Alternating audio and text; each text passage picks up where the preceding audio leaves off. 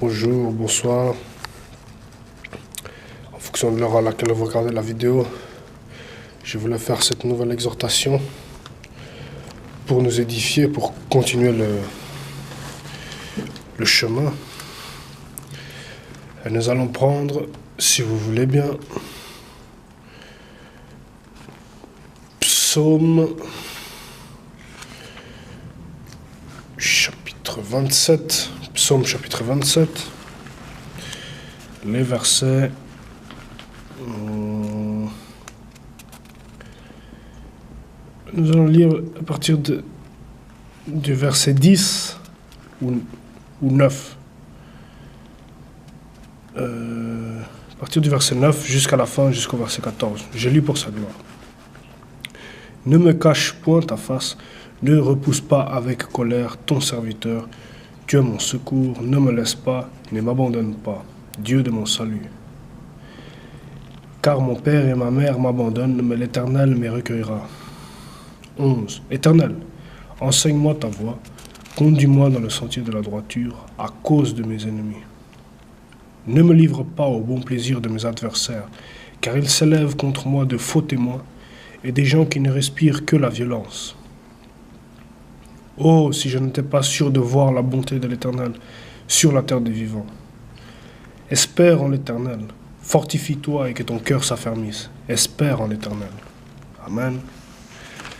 Je voulais voir avec vous également Hébreux dans le Nouveau Testament, le livre d'Hébreux. J'espère que vous me voyez bien. J'essaie de cadrer un peu mieux. Voilà. Hébreux chapitre 10. Et nous allons lire les versets, la fin du chapitre, à partir le dernier paragraphe en fait, à partir du verset 32 jusqu'au verset 39. Je lis pour sa gloire. Donc je lis. Souvenez-vous de ces premiers jours où, après avoir été éclairé, vous avez soutenu un grand combat au milieu des souffrances.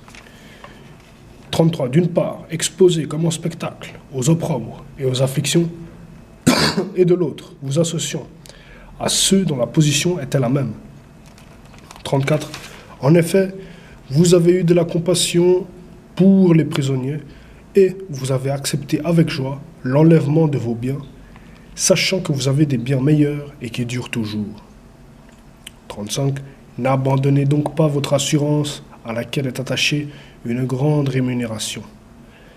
36. Car vous avez besoin de persévérance, afin qu'après avoir accompli la volonté de Dieu, vous obteniez ce qui vous est promis.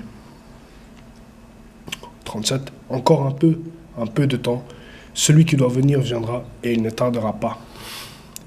Et mon juste vivra par la foi, mais s'il se retire, mon âme ne prend pas plaisir en lui. 39. Nous ne sommes pas de ceux qui se retirent pour se perdre, mais de ceux qui ont la foi pour sauver leur âme. Donc le verset 36 nous dit, je le relis pour sa gloire afin que ça s'imprime bien en nous, 35 plutôt, n'abandonnez donc pas votre assurance à laquelle est attachée une grande rémunération. Amen. Voilà, donc maintenant on va revenir à Proverbes. On va lire le chapitre 3. Essayer de terminer le chapitre 3 de Proverbes. Puisqu'on avait lu le début, peut-être même la fin, mais on va lire du verset 27, le dernier chapitre également. Proverbes chapitre 3, verset 27 à 35. Donc pour résumer ce qu'on vient de lire dans Psaume, et dans Hébreu, on va juste revenir rapidement dans Psaume, excusez-moi. Psaume chapitre 27. Comme ça, je résume les deux passages qu'on vient de lire. Et le verset 11 nous dit bien « Éternel, enseigne-moi ta voie, conduis-moi dans le sentier de la droiture, à cause de mes ennemis. » Et le 14 « Espère en l'Éternel, fortifie-toi et que ton cœur s'affirmisse. Espère en l'Éternel. » Donc là, il nous dit vraiment d'espérer en l'Éternel. Et ça rejoint le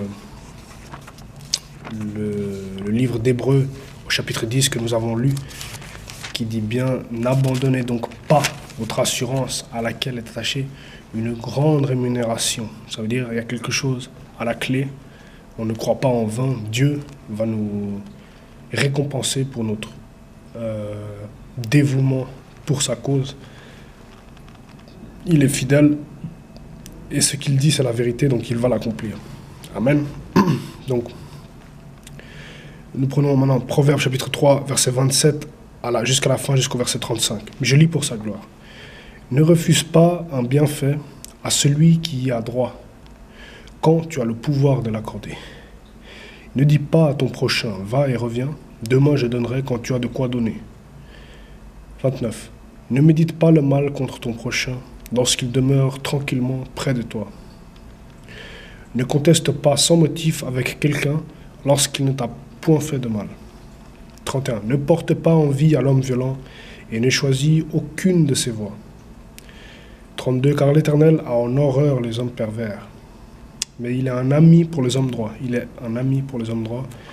33. La malédiction de l'Éternel est dans la maison du méchant, mais il bénit la demeure des justes. 34. Il se moque des moqueurs, mais il fait grâce aux humbles. Les sages hériteront la gloire, mais les insensés ont la honte en partage.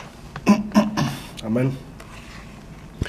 Nous revenons dans le Nouveau Testament, dans l'Évangile selon Jean, au chapitre 13, et nous allons lire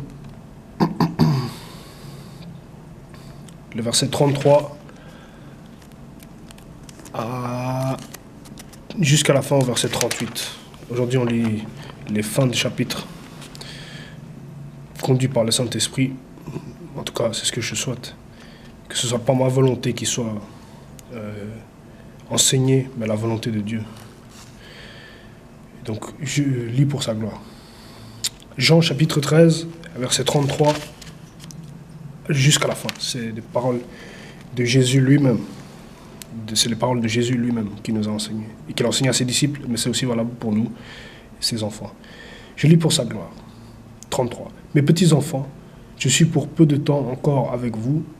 Vous me chercherez. Et comme j'ai dit aux Juifs, vous ne pouvez venir où je vais. Je vous le dis aussi maintenant. 34. Je vous donne un commandement nouveau. Aimez-vous les uns les autres, comme je vous ai aimé, vous aussi, aimez-vous les uns les autres. À ceci, tous connaîtront que vous êtes mes disciples, si vous avez de l'amour les uns pour les autres. Simon-Pierre lui dit, « Seigneur, où vas-tu » Jésus répondit, « Tu ne peux pas maintenant me suivre où je vais, mais tu me suivras plus tard. » 37. « Seigneur, lui dit Pierre, pourquoi ne puis-je pas te suivre maintenant ? Je donnerai ma vie pour toi. » Jésus répondit, « Tu donneras ta vie pour moi ? En vérité, je te le dis, le coq ne chantera pas que tu m'aies renié 3 fois. Le coq ne chantera pas que tu m'aies renié 3 fois. » Je relis le verset 34 pour qu'il s'imprime bien en nous, pour sa gloire bien sûr. Je vous donne un commandement nouveau. Aimez-vous les uns les autres comme je vous ai aimé. Vous aussi, aimez-vous les uns les autres. Et vraiment, je demande que ça puisse être effectif dans nos vies, que nous puissions aimer même nos ennemis. C'est ce que le Seigneur nous a demandé dans Matthieu chapitre 5 par exemple. Et que ça puisse vraiment être une réalité dans nos vies. Prenons maintenant 1 Corinthiens, toujours dans le Nouveau Testament, mais un peu plus loin, 1 Corinthiens, épître de l'apôtre Paul à l'église de Corinthe.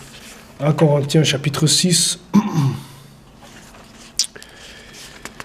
les versets 12 jusqu'à la fin, jusqu'à 20.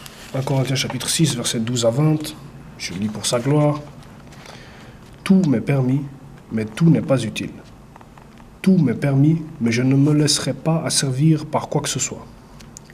Les aliments sont pour le ventre, et le ventre pour les aliments. Et Dieu détruira l'un comme l'autre. L'un comme les autres, pardon. Mais le corps n'est pas pour la débauche. Il est pour le Seigneur. Et le Seigneur pour le corps. 14. Et Dieu, qui a ressuscité le Seigneur, nous ressuscitera aussi par sa puissance. 15. Ne savez-vous pas que vos corps sont des membres de Christ ? Prendrais-je donc les membres de Christ pour en faire les membres d'une prostituée ? Loin de là. Ne savez-vous pas que celui qui s'attache à la prostituée est un seul corps avec elle ?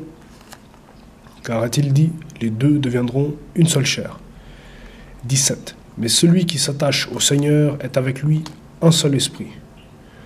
Fouiller la débauche, quelque autre péché qu'un homme commette, ce péché est hors du corps. Mais celui qui se livre à la débauche pêche contre son propre corps.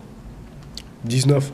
Ne savez-vous pas que votre corps est le temple du Saint-Esprit qui est en vous, que vous avez reçu de Dieu et que vous ne vous appartenez point à vous-même, car vous avez été rachetés à un grand prix. Glorifiez donc Dieu dans votre corps et dans votre esprit qui appartiennent à Dieu. Donc il dit bien, ne savez-vous pas que votre corps est le temple du Saint-Esprit. Verset 17, je relis pour sa gloire. 1 Corinthiens chapitre 6, verset 17. Mais celui qui s'attache au Seigneur est avec lui un seul esprit. Amen.